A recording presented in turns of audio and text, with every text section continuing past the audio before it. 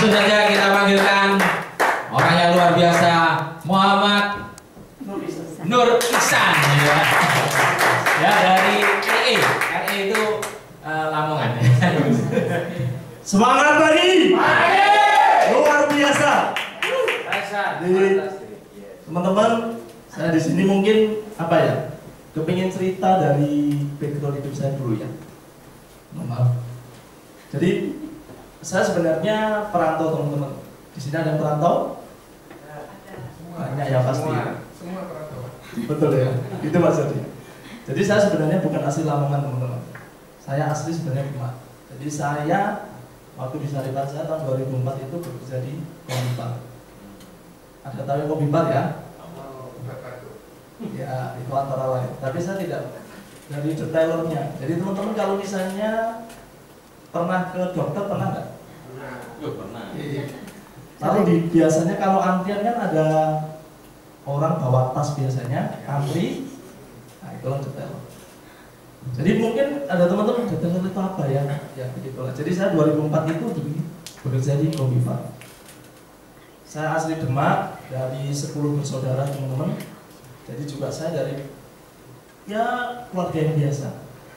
Makanya saya di sini saya dapat juga. Saya pertama naik pesawat ya dari Indonesia. Saya awam itu. Jadi saya awam. Saya memang ada flash saya yang hilang. Jadi tidak bisa untuk di awam.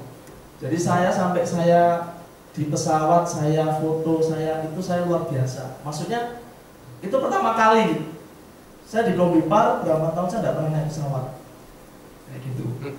Lalu saya 2004 ternyata penempatan di Lamongan. Jadi di Lamongan itu kota kecil teman-teman, Los Angeles ya, Los Angeles di bagian barat. Jadi di Lamongan itu kota kecil yang mungkin ini apa kayak gitu, tahun 2004. Lalu saya mulai bekerja di tahun 2000. Sebenarnya saya sudah gabung 2008. 2008 itu saya sudah mulai gabung. Cuma tidak fokus dan kena terminasi akhirnya kayak gitu. Lalu tahun 2010 saya mulai gabung lagi. Kalau tidak salah itu memang karena kebutuhan teman-teman. Jadi saat itu kan harus menghidupi keluarga juga. Jadi pasti kayak gitu. Jadi menghidupi keluarga, makanya saya harus secepatnya untuk berhasil di bisnis ini kayak gitu.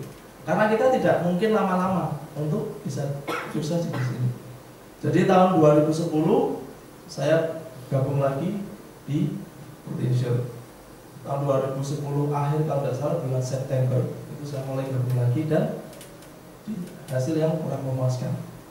Kayak gitu. Jadi saya tapi saya cuma 30 juta. Jadi kalau 30 juta, Pak Andreas komisinya berapa Pak Andreas kalau 30 juta? 750. Betul, ya sekitar segitu per bulan. Pada saat itu saya punya cicilan sepeda motor dan anak saya itu masih kecil dan butuh susu. Jadi ya mohon maaf susu anak saya soalnya ya agak mahal deh, termasuk lumayan. Jadi saya harus memeras keras di tahun 2011-nya. Jadi alhamdulillah di tahun 2011 ini, 2011 itu saya mulai fokus dan saya bekerja maksimal. Karena di teman-teman, kalau misalnya di detailer, teman-teman itu punya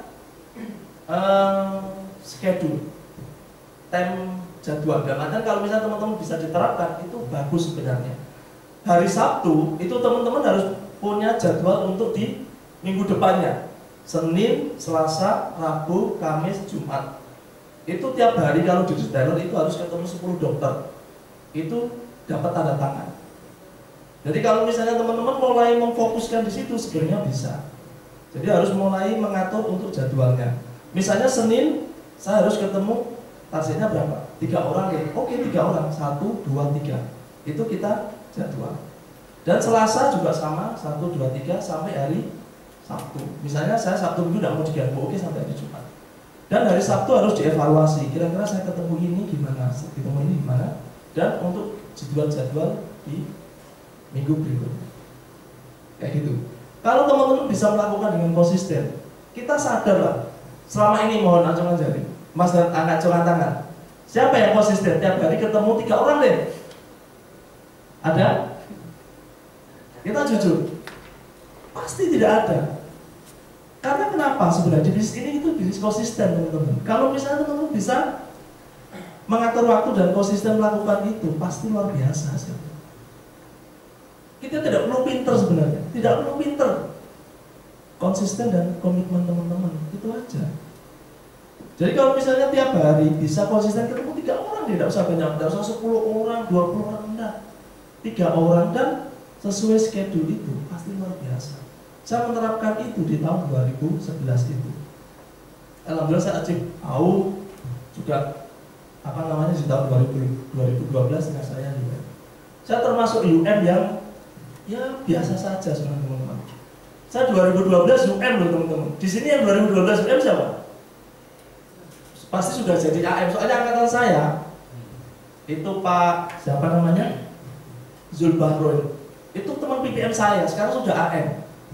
Teman PPM saya. Lalu dari GS1 Bu itu juga teman PPM saya sekarang sudah AM.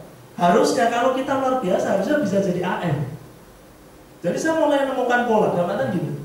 Kita harus mulai menemukan pola bekerja. Kayak gitu. Saya tahun 2012 itu saya fokus untuk diproduksi. Maksudnya saya mengandalkan produksi pribadi. Bisa, kalau teman-teman bisa tetap bisa, tapi ternyata itu tidak kuat untuk ke jenjang berikutnya. Karena apa? Bisnis ini sebenarnya apa? Itu bisnis jaringan. Jadi kalau bisnis ini prinsipnya apa? Perbanyaki dan pinterin, itu aja. Kalau misalnya teman-teman rekrutnya banyak dan dipinterin, itu pasti jadi, pasti. Jadi mulai tahun 2012 itu saya mulai polanya apa? Jadi kayak gitu. Saya mulai 2012 itu baru ketemu, alhamdulillah. 2012 ketemu, saya mulai rekrut. Dan kalau misalnya rekrutan saya ini rekrut yang baru diundang ini harus rekrut lagi. Jadi saat misalnya dia rekrutan baru saya ini 1 orang, dia rekrut 2 orang, kita datang paling tidak sekitar 6 orang dari rekrutan yang baru. Itu kalau misalnya teman-teman bisa diterapkan, itu sebenarnya luar biasa. Jadi kalau misalnya ada rekrutan teman 1 orang, oke. Lalu kita ngomong ke teman rekrutan kita, kalau misalnya kamu mau sukses di bisnis ini, harus bawa teman 2 orang lagi. Dan 2 orang lagi ini kita omongin lagi, harus bawa 2 orang lagi. Akhirnya apa? Kan berkelipatan. Ya alhamdulillah saya mencapai di tahun 2016 ini, alhamdulillah. Jadi dari tim saya sudah alhamdulillah. Ada tim yang capek tahu, itu bisa senang gitu. Ya gitu. Ada sisi tajam lalu sini. Saya sebenarnya di sini bukan memotivasi yang luar biasa, enggak. Saya cuma real saya aja deh. Jadi teman-teman kalau misalnya saya bisa, teman-teman pasti bisa. Intinya di situ. Saya itu dari orang desa. Lamongan pasti teman-teman kalau misalnya Lamongannya masih ke dalam lagi. Jadi kalau misalnya ke rumah saya itu, waduh, ini masih Indonesia atau enggak ya? Kayak gitu. Ternyata bisa gitu. Jadi teman-teman tidak sebenarnya di bisnis ini tidak perlu pinter, tidak perlu kita banyak relasi, enggak. Yang penting mau melakukan komitmen dan konsisten, itu aja. Kalau misalnya itu benar-benar gampang, konsultasikan ke leader teman-teman. Jadi kita buat goalnya jangka pendek, jangka panjang, kedepannya apa. Jadi nanti misalnya untuk akhir tahun ini saya harus achieve apa. Konsultasi ke leader, saya harus gimana pola kerja saya. Itu saya terapkan ke agensi saya. Jadi kalau misalnya saya rekrut agent, itu harus ketemu saya. Dan kita ngobrol, kepinginnya apa kamu di bisnis ini. Kalau misalnya untuk main-main ya sudah nggak usah. Dan harus ikut sistemnya. Nah, di kantor saya itu sistem untuk trainingnya, supportnya luar biasa. Dan kadang kalau misalnya agent baru, itu setelah fast start itu ada namanya super agent. Itu training khusus untuk agent baru. Dan 12 kali pertemuan dan harus deposit. Jadi itu masukkan sistem di situ untuk agent. Kayak gitu. Saya ada materi boleh ya, Pak Ded? Oke.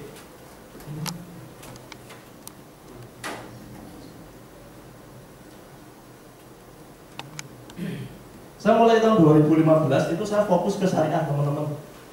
Jadi kalau misalnya teman-teman yang ada yang jualan syariah, itu ya tidak apa-apa. Itu sebenarnya cuma pola mindset saja ya.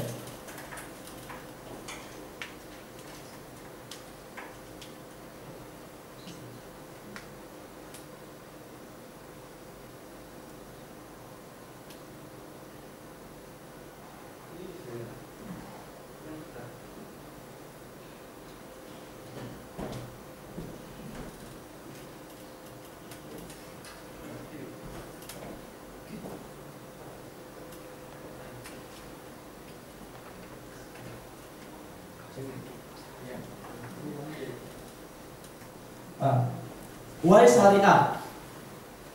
Jadi teman-teman sebenarnya syariah ini bisa untuk siapapun lah. Apalagi teman-teman ya mohon maaf kalau misalnya Muslim juga sebenarnya bisa juga jualan untuk syariah, itu lebih mengena sebenarnya. Kenapa? Katanya Pak Rinaldi, ada malaikat datang Pak Sandia. Jadi kalau misalnya ada apa namanya, ya mohon maaf, ya kita ngobrol ke yang Muslim dan menawarkan untuk syariah, itu sebenarnya malah orang ada plus, nilai plusnya bagi, oh ini orang yang enggak gimana aja bisa menyarankan untuk syariah. Ini gitu. Apalagi yang kita sama-sama Muslim itu. Nah, saya ingin menjelaskan di konsep asuransi syariah sendiri. Nah, pengertian asuransi syariah itu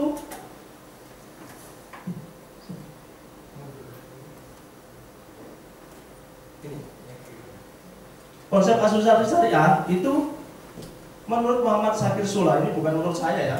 Menurut Syakir Sula mengartikan takaful dalam pengertian muamalah adalah saling memikul resiko. Jadi saling tolong menolong kalau di syariah. Intinya di situ. Di antara sesama orang sehingga antara dengan yang lain yang menjadi penanggung atas resiko yang lain. Ini sebenarnya tidak ada unsur yang dirugikan sebenarnya.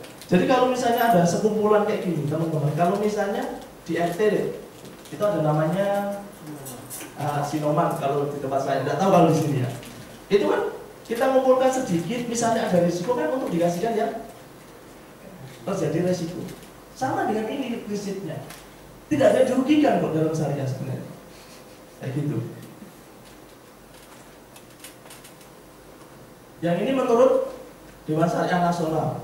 Dewan Syariah Nasional pengertian asuransi syariah ini takmin, takaful atau tadamun, yaitu usaha saling melindungi dan tolong menolong di antara sejumlah orang atau pihak melalui investasi dalam bentuk aset dan atau tabaruk yang memberikan pula pengembalian untuk menghadapi resiko tertentu mulai akad. Jadi kalau misalnya dibesarkan apa? Di akad. Jadi teman-teman kalau misalnya mau jualan syariah itu harus di akad halaman ke-7 Romawi ke-8 kalau tidak salah. Itu ada akadnya, harus dibacakan ke nasabah. Karena itu harus ada akadnya. Akad itu penting. Kalau dalam Islam, kalau misalnya kita mau akad nikah, itu kan cuma ngomong, itu sudah menjadikan hal tersebut jadi halal. Sama dengan akad di sini gitu. Jadi perlu kita jelaskan ke nasabah kita untuk akadnya. Gitu. Soalnya dalam Islam, kalau misalnya akad nikah itu cuma ngomong, saya terima nikahnya itu aja, itu bisa menjadi halal, sah. Sama dengan di sini, intinya di situ. Jadi kalau teman-teman tidak membacakan, akhirnya apa? Tidak sah dalam syariahnya.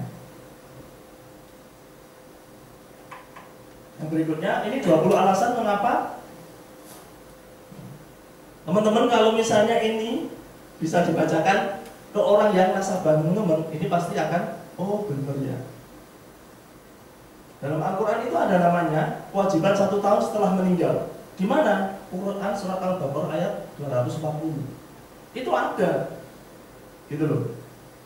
Dan orang-orang yang akan meninggal dunia di antaramu dan meninggalkan istri, hendaklah berwasiat untuknya, yaitu diberi nafkah hingga setahun lamanya. Ini apa kita ngomong? Kan uang pertanggungan sebenarnya. Dalam Islam itu sudah mempersiapkan di situ gitu.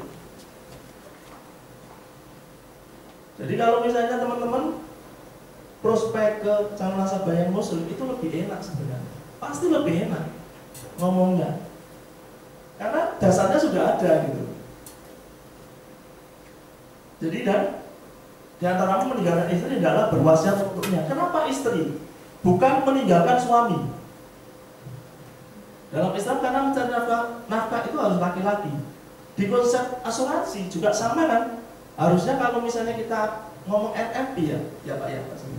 Itu yang tercover dulu harusnya apa?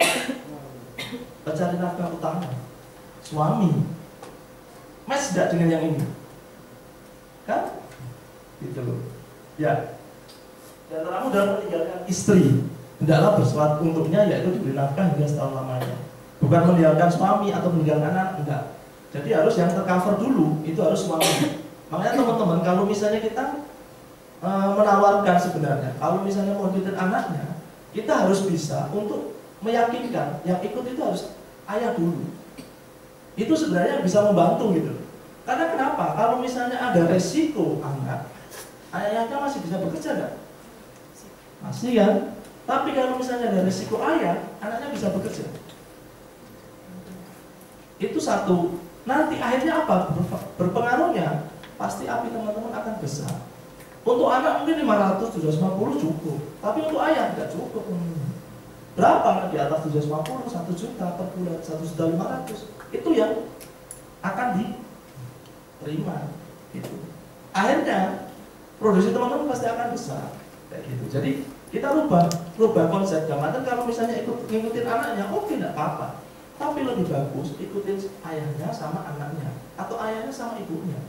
Itu dulu. Yang penting mencari nafkah utama dulu sebenarnya yang pertama. Ini dasarnya ini. Yang kedua, demi anak-anak. Dan hendaklah takut kepada Allah orang-orang seandainya meninggalkan di belakang mereka anak-anak yang lemah, yang mereka khawatir terhadap kesejahteraan mereka. Quran surat An-Nisa ayat 9. Jadi di dalam Al-Quran pun ada kalau misalnya anak sahabat muslim kayak gitu. Jadi harus meninggalkan itu apa? Yang kuat, keturunan yang kuat. Intinya di situ. Di dalam muslim ini. Jadi tidak boleh meninggalkan yang lemah. Dalam artian kalau misalnya dia punya setidaknya kalau ada asuransi untuk ayahnya, itu kan kalau misalnya ada resiko sama ayahnya kan sudah kuat. Intinya di situ. Dan untuk masa depan, yang ketiga, alasan ketiga itu untuk masa depan. Dasarnya apa? Ini Quran surat Al-Hasr ayat 18. Bacanya di mana? Hai orang-orang yang beriman, bertakwalah kepada Allah dan hendaklah tiap-tiap diri memperhatikan apa yang dipersiapkan untuk hari esok. Jadi kita sudah mempersiapkan ke depannya. Gitu. Jadi konsep ini itu sebenarnya sama kayak di misalnya di asuransi. Kita mempersiapkan apa untuk masa depan. Intinya di situ. Jadi hai orang-orang yang beriman, bertakwalah kepada Allah dan hendaklah tiap-tiap diri memperhatikan apa yang dipersiapkan untuk hari esok. Oke? Saya lanjut? Oke. Yang keempat, ini menyiapkan masa depan untuk ahli waris. Jadi ini hadis Nabi sih. Bahwa saat apabila kamu tinggalkan keturunanmu dalam keadaan cukup, jaminan hartanya adalah lebih baik ketimbang kamu tinggalkannya dalam keadaan serba kekurangan. Sehingga mereka terpaksa meminta-minta kepada orang, terkadang diberi, terkadang tidak.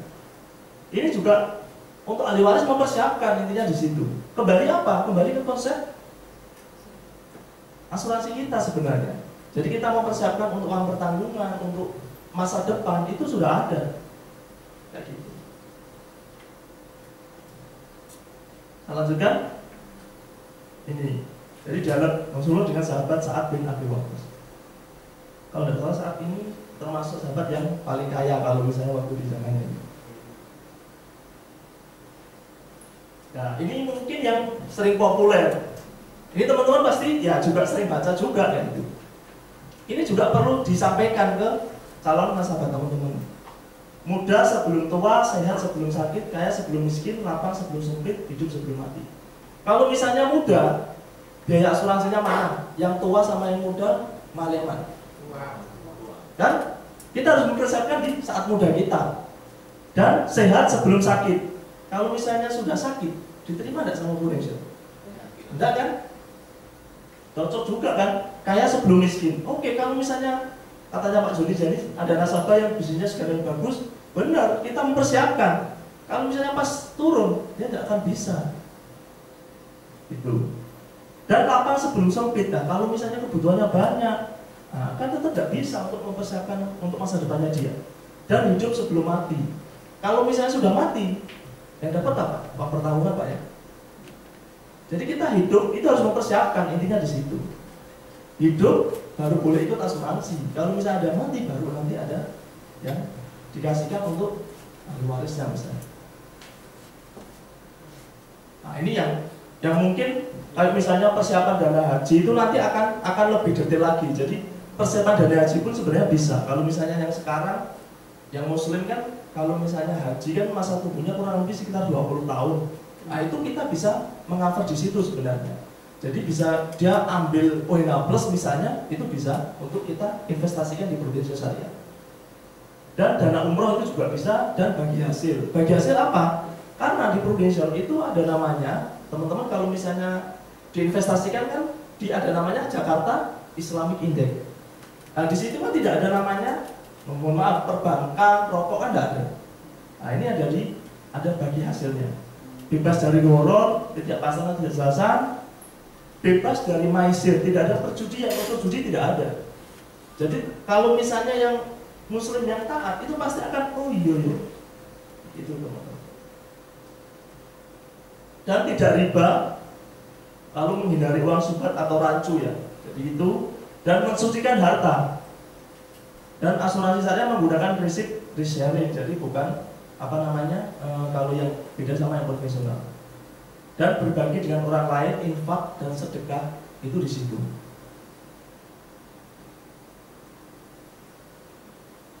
Dan ini alasan yang lain tolong menolong dalam kebaikan. Kalau misalnya kita sama-sama satu anggota ini pasti dalam hal kebaikan.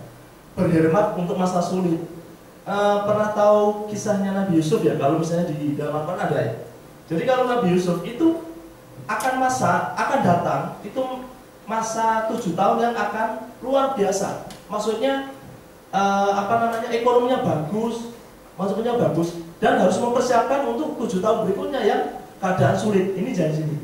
Berhemat untuk masa sulit. Jadi kalau misalnya ada resiko, dia sudah ada yang dipersiapkan. Ini asuransi syariah halal dan mencegah penderitaan bagi janda. Ini lagi kan. Kenapa bagi ibu? Karena kalau misalnya ibu rumah tangga ada resiko sama ayahnya, kira-kira gimana? Kan? Nah ini harus mempersiapkan di sini. Dan yatim piatu dan mempersiapkan dana pensiun.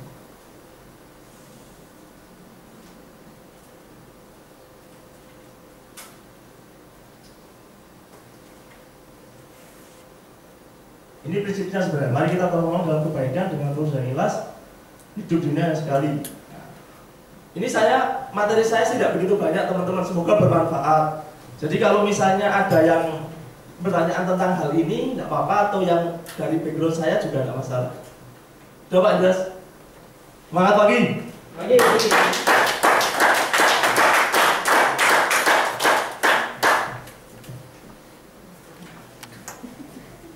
Mungkin ada yang tanya ini, mumpung berbicara tentang produk syariah, ya. Ini lagi unit linknya naik terus. Ya, Pak Joni. Pak, boleh minta tolong dibantu dijelaskan kalau kita taruh uang di konvensional dibandingkan dengan uang di syariah, ini hanya untuk dananya lebih besar konvensional. Padahal syariah ini kan juga lagi digalakkan dan satu kali uangnya juga bisa dipakai untuk haji. Itu bagaimana handlingnya, Pak? Makasih Pak Joni. Jadi kalau misalnya kita bicara untuk investasi ya, jadi kalau di syariah itu sebenarnya tidak boleh ada namanya tabungan. Karena konsep tabungan teman-teman itu pasti mikirnya apa? Bunga. Hah? Oke, untung ya. Jadi kalau misalnya di syariah sebenarnya kita ngomong investasi sebenarnya. Nah kalau misalnya di investasi, Pak, mohon maaf. Satu, kenapa? Kita taruh alasannya aja. Karena kenapa? Biaya asuransi syariah lebih mahal mana sama konvensional. Oke. Yang kedua, penempatan dana. Kalau misalnya konvensional, Pak, kita boleh tempatin di mana? Yang penting menguntungkan. Misalnya di perbankan. Kan sekarang yang paling booming apa? Perbankan kan hasil investasinya pasti bagus. Di rokok itu pasti hasilnya akan besar. Tapi kalau di sini memang itu ada namanya saham-saham yang memang tidak boleh ada unsur namanya maisir yang tadi goror riba tidak boleh. Pasti tidak akan besar. Maksudnya kedepannya pasti besar, tapi untuk dibanding yang konvensional pasti akan beda. Intinya di situ, Pak. Jadi kalau kita ngomong sih memang tidak untuk diinvestasi ya, kita lebih cenderung kalau syariah itu kita di prinsipnya, di konsep. Intinya di situ. Kalau misalnya dia ngomong ngomong untuk di hasil investasi, ya itu memang kita tetap tidak bisa. Pasti lebih besar yang konvensional pasti sampai sekarang, karena instrumennya pasti lebih banyak yang konvensional. Intinya di situ. Jadi kalau di kita ngomong syariah itu kita ngomong di konsep. Jadi konsepnya apa ya, saling tolong menolong, tidak ada unsur maisir riba itu. Intinya di situ. Nah, kalau misalnya orang itu akhirnya meninggal, dia sudah asuransi perjemaah kan, gitu ya, naruh uang.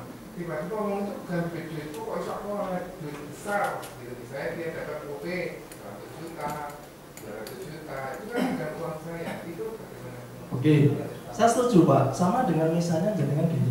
Ya saya bicarakan tadi yang sinoman itu kan mestinya juga sama gitu. Jadi kita mempersiapkan apa? Itu dana sebenarnya konsep syariah itu gimana? Kita mengumpulkan sebagian uang, sebagian yang tabaruk, bukan yang untuk apa namanya investasi ya. Tabaruk kita kumpulkan kan itu dananya dikumpulkan bareng. Kita kembalikan itu untuk yang beresiko. Kalau misalnya kita sebenarnya kita jujur, kalau misalnya kita kena resiko, kira-kira mau nggak? Sebenarnya nggak mau. Tapi karena memang sudah diakadnya bahwa ini nanti dikelola sama Prudential dananya, kalau misalnya ada resiko akan dikasihkan yang terjadi resiko. Makanya kita jelaskan di akad itu antara di situ, karena di akad ada. Jadi dana ini dikelola di tabaruk. Intinya di situ aja. Itu dianggap uang besar itu halal. Iya, karena sudah ada, intinya di situ kok. Di Dewan Syariah kan pengertian tadi di depan kan sudah ada gitu. Saling tolong menolong kan intinya di situ. Kita mengumpulkan sebagian uang untuk saling tolong menolong. Konsepnya di situ aja. Tapi itu kan asuransi Inggris, jadi kan dari Inggris kan kita nggak tahu. Oke. Sekarang pengelolaan di Prudential itu sudah beda. Konvensional sama syariah laporan keuangannya sudah beda. Kan? Kita tunjukkan di laporan keuangan. Nggak apa-apa Pak. Gitu. Memang kalau misalnya orang pasti banyak HO-nya pasti. Tapi kita kuat-kuatan di situ. Jadi kita kembalikan biasanya di konsep, kita memang di konsep aja. Jadi kalau misalnya saya lebih yang dalil apa, saya jarang memakai. Karena pasti akan, dia akhirnya tidak closing loh. Jadi kita konsep dan tidak ada maisir walau riba, itu sudah ada. Gitu aja. Masih apa Sony ya? Oke? Mungkin ada lagi? Tanya? Oh ya ini, Bu Agnes. Terima kasih Pak. Ya Bapak. Saya mau tanya, misalnya kalau kita mau menawarkan untuk tabungan haji ya tadi ya, kemudian kan ini investasinya naik turun nih Pak, apalagi hasil dari convention dengan yang syariah pasti sangat jauh berbeda. Nah, takutnya begini, kalau andai kata suatu hari nanti dikala dia harus mendaftarkan haji, itu nilai investasinya pas turun gitu Pak. Nah, itu bagaimana cara kita ngomong, cara kita bicara ke orangnya sehingga meyakinkan dia bahwa ini bakal bisa untuk daftar haji nantinya gitu. Dan menghadapi resiko seperti itu tadi bagaimana? Terima kasih. Masih bagus, pertanyaan bagus ya. Memang kalau di haji itu perlu detail. Nah, kenapa? Kalau misalnya teman-teman memang kita nawarkan di haji, itu seakan-akan kan yang daftarkan prudent. Itu hati-hati loh. Kita sebenarnya apa? Mengelola dananya saja. Dalam artian sekarang masa tunggu 20 tahun. Kalau misalnya yang plus sekarang berapa? Kurang lebih sekitar 130 juta untuk satu orang kan. Kalau misalnya 2 orang kurang lebih 260-an juta. Nah, daripada dia nunggu 20 tahun, kita diinvestasikan di Prudential berapa? 15 tahun saja. Oke, 15 tahun saja. Kalau misalnya hasil investasinya ini memang kita agak mengalah di komposisinya. Jadi kalau misalnya teman-teman ngomong untuk di haji, itu komposisinya jangan 90-10. Paling tidak kita pembagiannya di 60-40. Bisa-bisa 50-50, tergantung orangnya kepingin di tahun keberapa. Intinya di situ. Yang penting kita tekankan, bukan Prudential yang daftarkan loh. Itu Bang. Karena banyak di luar sana, ngomong tabungan haji. Mindset orang itu yang daftarkan nanti prudent. Sebenarnya enggak. Kita mau mengelola dananya saja. Daripada ditaruh di kalau misalnya di depak ya. Ya, di depak kalau misalnya dia. Jadi itu kan tidak berkembang. Itu bisa ditaruh di sini. Intinya di situ. Jadi satu itu. Yang kedua kalau misalnya dia sudah punya porsi. Jadi kalau saya kan sudah, jadi kita daftar haji itu pasti ditawari sama bank yang kelolaan kok. Misalnya saya di Bank Muamalat kemarin ya, itu pasti ditawari untuk pelunasannya tidak nabung di kita. Per bulan berapa Pak? Per bulan 1 juta sama kan untuk pelunasannya. Kan kalau di haji teman-teman ya, itu kan harus porsi dulu 25 juta satu orang. Pelunasannya kan setelah mau berangkat 20 tahun lagi kan. Pelunasannya misalnya dia kurangnya misalnya 20 juta misalnya. Kan kita bisa persiapkan nabung sekarang 1 jutaan atau 500 dibiarin selama 20 tahun. Menguntungkan nggak? Pasti menguntungkan. Apalagi ditaruh di prudential. Intinya di situ. Pak, berarti kalau dia daftar haji kan 25 juta untuk dapat porsi. Oke, 20 tahun kemudian. Tapi di bulan itu dia nggak perlu bayar dulu ya? Belum ya Pak? Nggak perlu. Oh. Tapi kan untuk pelunasan besok itu kan harus langsung. Jadi alternatifnya dia bayar di bank, nyicil di bank boleh, atau di prudential. Kita arahkan ke prudential. Bukan, gini Pak Joni. Maksudnya gini. Kita ambil porsi dulu. Sudah dapat porsi kan? Sudah dapat antrian. Lalu untuk pelunasannya, nah itu yang kita kelola. Kalau misalnya ada nasabah, pasti kalau dia sudah daftar, saya sudah punya porsi kok. Nah, pelunasannya nanti di mana? Mending kita persiapkan di Prudential Syariah untuk pelunasan nanti. Berarti dia sudah bayar 20, pada saat 20 tahun lagi mungkin bisa 50 biayanya ya. Kan sekarang kalau di kita lah, pasti butuh oleh-oleh. Butuh kalau misalnya di tempat saya ya, orang datang haji itu pasti ngasih oleh-oleh. Jadi orang yang datang nih jenguk, Ya. itu pasti ngasih oleh-oleh. Nggak cukup 30 juta Pak. Nggak cukup. Nah itu kita ngomong di situ gitu loh. Tuh. Jadi kita harus mempersiapkan untuk sangu juga. Gitu. Itu yang nggak pernah kita dapat. Ya alhamdulillah. Siapkan itunya kan. Iya. Ngasih tetangga, ngasih apa gitu memang nggak perlu uang. Kan tetap gitu. Yang nganter buat Oh, yang ngasih makan. Betul. Itu antara pasti banyak yang lain-lain. Memang dana haji mungkin sekitar 40 juta, tapi lain-lainnya bisa 40 juta juga. Maksudnya pas berangkat bisa 40 juta, padahal dia bayarnya 25 juta begitu. Maksudnya gini Pak Joni, kita kan sudah dapat porsi ini 25 juta. Ya. Dia misalnya per bulannya 500 deh. 10 tahun lagi berarti berapa? 60 juta kan? 60 juta. Dibiarin lagi 10 tahun, berarti kan masa tunggunya dia 20 tahun. Berarti saat 20 tahun lagi, uangnya dia mungkin jadi berapa?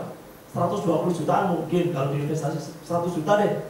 Kan lumayan, dia lunasinya cuma berarti kemarin 25 juta, berarti sekitar kurang 15 juta. Dilunasi sudah 15 juta. Yang lainnya bisa untuk lain-lain.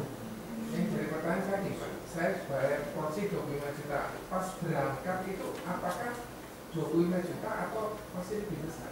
Lebih besar, kan ada pelunasannya nanti.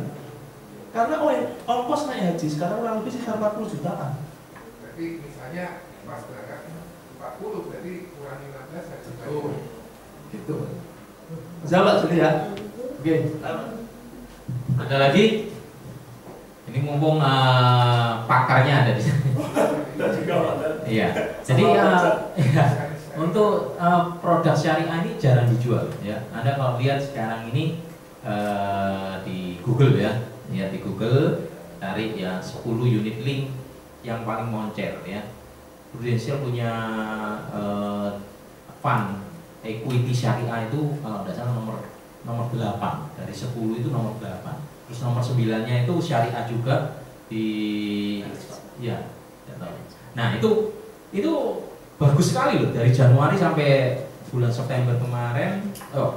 September kemarin kurang lebih 20% lebih. Ya. Jadi konvensional sekarang belum tentu menang, ya. Nomor satunya aja juga dari perusahaan lain itu 60% itu syariah juga. Gitu ya. Jadi ayo kita belajar ya bagaimana menjual produknya syariah. Ya Pak ini. Boleh nggak kita bilang bahwa ini loh investasinya harga unitnya lagi murah. Jadi satu kali 10 tahun lagi kalau kita proyeksi sama seperti konvensional kurang lebih seperti kayak gitu kan kinerjanya sama, itu yang pertama. Terus kemudian yang kedua itu ada orang sekompolan tertentu itu dari keturunan Muslim tapi keturunan dari Iran, pelajaran dari Iran. Mas yo aku buat tawari syariah, saya tetap nggak mau. Saya tetap misalnya terima duit bunganya buang nanti tak buang uang duit itu bagaimana? memang gini Pak Joni, ada orang-orang yang berkeyakinan bahwa itu nggak boleh, itu nggak bisa kita riba, terus nggak bisa. Akhirnya apa? Next, sudah. Kita daripada ngeyel sama orang itu pasti tidak akan closing kok. Daripada kita tenaga kita curahkan ke sana, mending kita cari nasabah yang lain. Ke sana kita dapat 1 orang yang tidak pasti closing, mending kita 10 orang bisa closing 2. Kan lebih menguntungkan itu, karena itu keyakinan, itu tidak bisa. Lalu yang pertama tadi apa? Harga unit. Sebenarnya kalau di syariah itu kita tidak boleh ngomong apa, bunga kan? Kalau misalnya investasi boleh. Misalnya gini, orangnya pedagang, Pak Ji, dia dagang nih. Sehari misalnya pulangane misalnya, atau ambilnya misalnya 100.000, kita jual 120.000, boleh nggak? 20.000 apa? Keuntungan, boleh kan? Gitu. Yang nggak boleh apa? Kan kita tentukan bunga. Gitu loh. Misalnya kita pinjam uang, bunganya segini, itu sebenarnya nggak boleh. Gitu loh. Oke? Sudah ya, sudah puas semua Bang. Sudah puas semua. Kalau tidak ada yang tanya, tak suruh tanya. Waduh, jangan susah-susah Bu Citra. Enggak. Selamat pagi Pak Ihsan. Pagi Bu Citra. Saya mau nanya, Bapak kan gabungnya 2008. Ya, Terus terus kemudian aktif lagi tadi tahun 2010 Pak ya. Itu apa langsung syariah atau masih sempat jual konvensional? Oke. Terus yang kedua, memanage ini ya Pak, semangatnya itu seperti apa? Melalui cara mungkin dengan kontes-kontes atau mungkin karena apa ya? Karena banyak rekrutan, terus akhirnya banyak tim, akhirnya ikut semangat atau gimana? Terus yang ketiga, apa di bawahnya Pak Ihsan itu apa sudah syariah semua atau beberapa masih konven? Terima kasih. Terima kasih Bu Citra. Oh, sulit loh pertanyaannya pasti. Terima kasih Bu Citra. Jadi saya 2010 itu konvensional. Karena leader saya tidak pernah mengajari. Intinya di situ. Teman-teman sebenarnya apa? Itu kan karena leadernya saja tidak mengajari. Intinya di situ. Mau jual syariah. Saya mulai belajar itu tahun 2014, Bu. 2014, oh ternyata konsep syariah gimana sih? Oh kayak gini, kayak gini. Di kantor saya masih belum banyak untuk syariah. Jadi khusus leader itu di kantor saya ada 3 leader SUM, UM, ada 3 atau 4 leader khusus yang memang khusus syariah. Jadi saya tidak langsung Bu, jadi tetap saya harus belajar. Karena apa sih keuntungan syariah? Ternyata itu syariah itu menguntungkan bagi nasabahnya sebenarnya. Karena ada konsepnya lagi apa? Surplus sharing Pak Joni ya. Betul kan? Itu sebenarnya menguntungkan untuk nasabah sebenarnya. Memang untuk pembagiannya kalau teman-teman kalau misalnya pembagiannya asuran apa namanya biaya akuisisi sama servernya itu pasti tidak bisa. Konvensional bisa 90% bisa 10% bisa. Kalau di syariah nggak bisa. Maksimal paling 70% 30%. Karena memang tidak boleh ada hutang di dalam syariah. Kayak gitu. Dan nilai tunainya itu sudah real kalau yang di syariah. Kalau di konvensional masih kepotong biaya-biaya. Kalau di syariah kan enggak. Sudah sesuai ilustrasi sudah itu. Gitu. Iya. Lalu yang kedua tadi manage. Ya. Jadi kalau saya itu kontes itu pribadi. Jadi agent A, agent B, agent C, agent D itu beda-beda. Dia maunya apa? Makanya kita ngobrol satu persatu. Goalnya dia mau apa kayak gitu. Saya goalnya kontes tidak pernah maksudnya besar apa-apa enggak. Dia kecil-kecil tapi kita person per person. Gitu. Lalu untuk manage semangat, itu memang yang sebenarnya apa ya? Ya kita sebenarnya tugasnya apa sih? Menemukan agent aja kok, yang start itu aja. Menemukan. Dengan menemukannya apa? Caranya apa? Ya perbanyak. Jadi banyakin dan pinterin itu aja. Akhirnya dia akan ketahuan, oh ini yang agent yang start. Kita perlakuannya akan beda. Agent yang biasanya beda, kayak gitu. Lalu saya menemukan apa? Agent itu jangan terlalu dimanja. Ya mohon maaf Bu, kalau saya nemeni agent tanya, pernah enggak? Enggak pernah. Karena akan selamanya kayak gitu. Gitu loh. Oh, pegang omongan saya. Jadi kalau agent dimanja, kalau misalnya tidak ada leadernya, tidak akan closing. Kalau saya agent, oke terjuno. Ada apa teleponnya saya? Tapi ekosistemnya dulu Bu. Jadi 12 pertemuan itu harus selesai. Ya, kalau di Lamongan ya 12 pertemuan jadi termasuk kelas HO, kelas presentasi, kelas itu sudah selesai semua, terjuno. Ada pertanyaan, tanya saya. Jangan pernah mengandalkan saya untuk nemenin, saya tidak akan mau.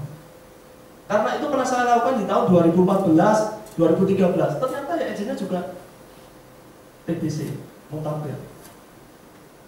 Itu mesti tanya. Oke Pak. Ya, mungkin ada lain?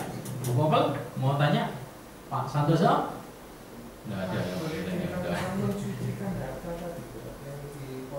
Oke, itu juga banyak pertanyaan. Dalam artian kalau misalnya di konsep di asuransi syariah itu memang sudah ada namanya zakat sebenarnya.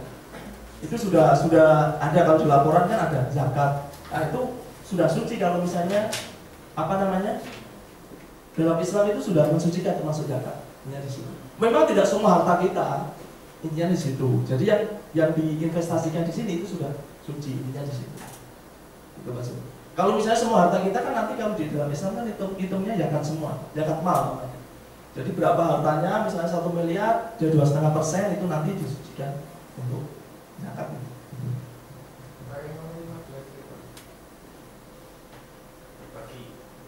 Ah, itu lagi konsepnya. Jadi kalau misalnya kita saling tolong menolong Pak, kalau misalnya ada resiko kan kita hitungannya apa? Infak, ke dia kan sodako. Ada resiko kita kasihkan, kayak gitu kan. Intinya di situ. Oke Pak ya.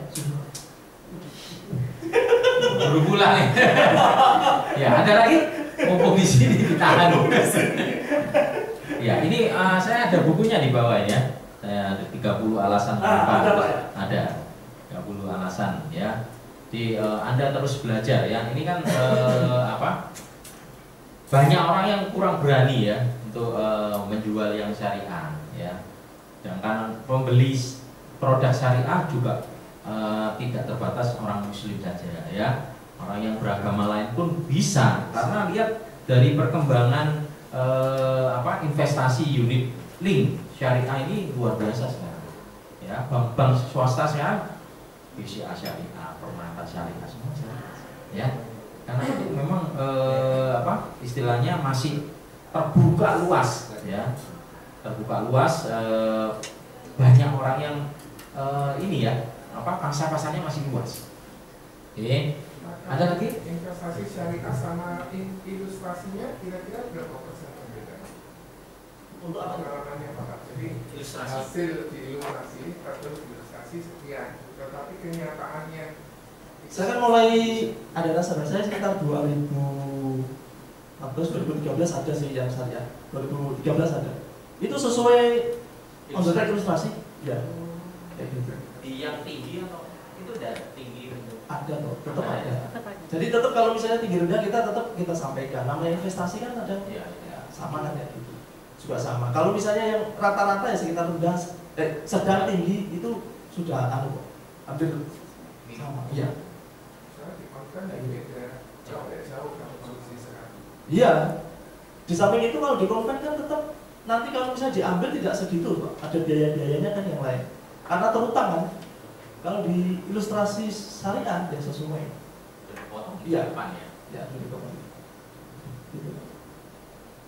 Jadi kalau misalnya teman-teman jualan itu sebenarnya dari mindset saja kok. Kalau misalnya kita kita orang ini kayaknya syariah, kita tahu di syariah.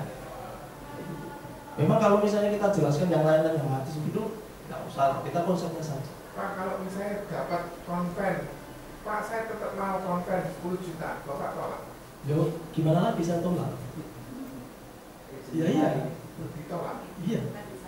Bisa dia jenis lain kalau misalnya. Satu nama. Tapi tetap kita beradu dulu, beradu argumen dulu. Itu. Mati-matian beradu argumen di situ. Bagaimana dia tetap cari syariah? Jadi harus pakai pin khusus ya. Saya di Mojokerto diprotes. Kenapa merah? Harusnya kan hijau.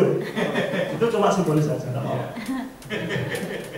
Ada lagi yang tanya? Sudah, Pak. Udah mau pulang ya. Sebelum Pak Nur Iksan pulang ya, kita akan berikan sesuatu ya, penghargaan untuk Pak Nur Iksan. Ya. Bu, ini sampai